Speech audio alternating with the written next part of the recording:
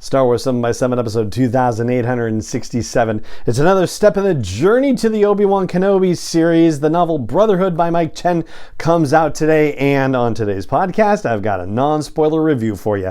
Punch it!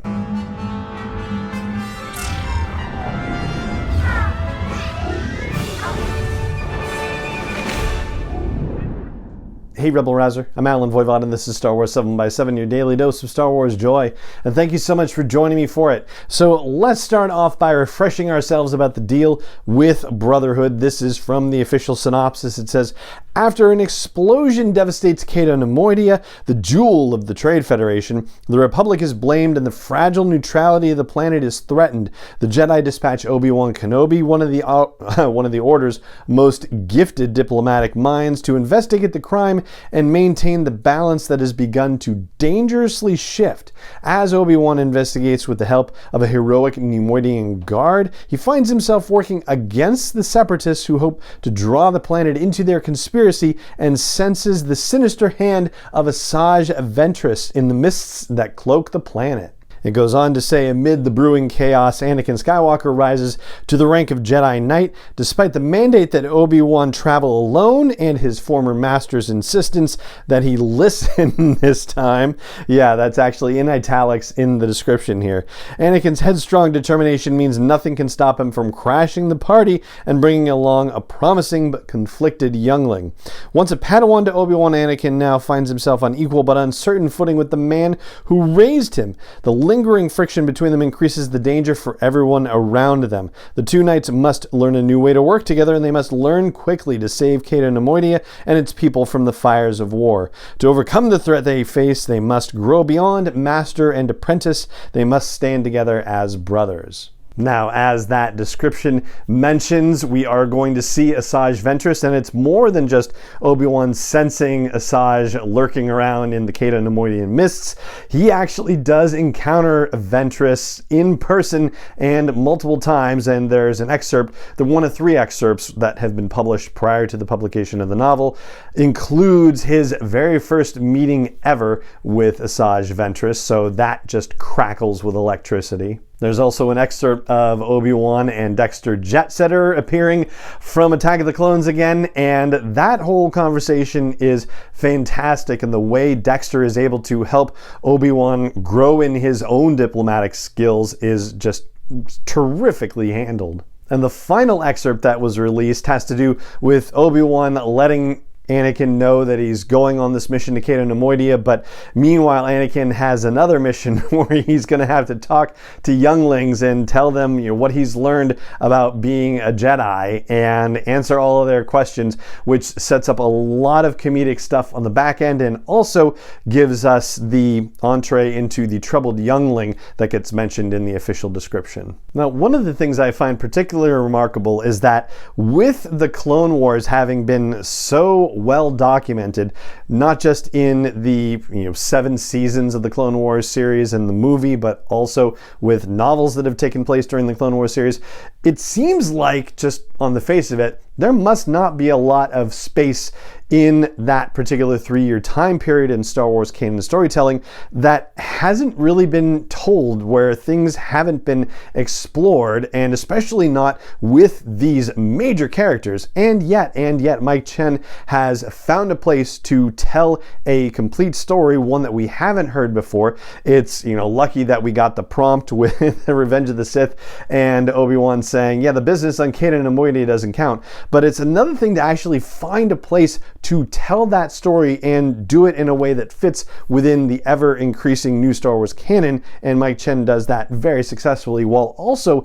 tying it in to other novels. So Queen's Hope by E.K. Johnston, which just came out and also touches on the same time period, that gets mentioned in here, or at least, kind of lines up with it from a timeline perspective, because some of the events happening in that novel happen almost concurrently with the events happening in Brotherhood. And then also there's even a check or two that would put you in mind of Master and Apprentice, the novel by Claudia Gray, which features Qui-Gon Jinn and Obi-Wan Kenobi on what could have been one of their last missions. And for those of you Qui-Gon Jinn fans who feel like that character was lost too soon, I will simply say, for the time being, that his presence is deeply felt in this book, which is awesome. The other thing that's kind of deeply felt is the Obi-Wan and Anakin connection, which is really very well done. And in his acknowledgments at the end, Mike Chen talks about continuing the work of Hayden Christensen and Ewan McGregor and Matt Lanter and James Arnold Taylor. I have to say, I feel like as I was reading this, the images in my mind going through it really did lean more toward the animated series rather than the live action situation. There are moments in the beginning where Obi-Wan is reflecting on the events of Attack of the Clones, and in particular, the argument that he and Anakin get in as they're flying to face Count Dooku when Padme falls out of the ship, and they're arguing about, doing your duty and that sort of thing. That happens, and yet, I don't know, maybe it is the presence of Asajj Ventress in there, but I definitely, saw this more in an animated fashion. And so I think I heard a little more Matt Lanter, a little more James Arnold Taylor, a little more Nika Futterman in this, and that's okay. That's actually really great and fun, at least it was for me. As for the other characters, it's primarily that Neimoidian guard and that troubled youngling, and in fact the novel itself is told from alternating perspectives. So each chapter is told from someone else's viewpoint, not necessarily repeating stuff that happens, although that does happen in a couple of cases where the events of one chapter bleed into the next as two characters have been together, and maybe you're hearing the end of a scene from one character's perspective, and then the next chapter begins with the other character's perspective, and it kind of recaps a little of that conversation from their own headspace as it moves on from time to time. I really like these new characters, and so I think we'll talk about them in a little more detail as we continue this week and get into a little more spoilery territory.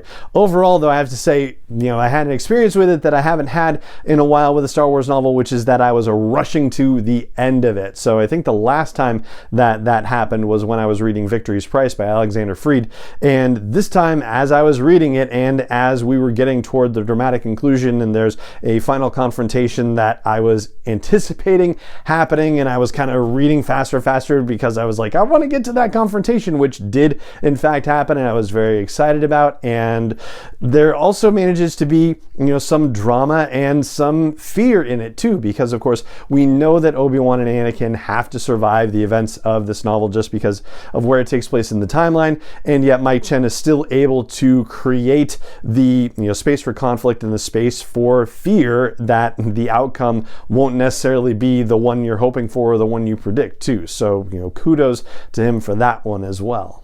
Overall, I'd say I really enjoyed it, and it is a fascinating glimpse into the developing relationship and the changing relationship between Obi-Wan Kenobi and Anakin Skywalker as they are in that transition period from Master and Apprentice to generals on the front lines of the Clone War. And it's a great thing to check out if you've got the time to do it prior to the Obi-Wan Kenobi series debuting. We'll talk a little bit more about specific details about the book in the coming days, but for now, that is going to do it for this non-spoiler review of Brotherhood by Mike Chen, and that's going to do it for this episode of the podcast. It just remains for me to say thank you so much for joining me for it as always, and may the Force be with you wherever in the world you may be. 7 is not endorsed or sponsored yet by Lucasfilm Limited, Disney, or 20th Century Fox, and is intended for entertainment and information purposes only. Star Wars, the Star Wars logo, all names and pictures of Star Wars characters, vehicles, and any other Star Wars related items are registered trademarks and/or copyrights of Lucasfilm Limited, or their respective trademark and copyright holders. May the Force be with them. All original content is copyright 2021 by Star Wars 7x7. We hope you love it.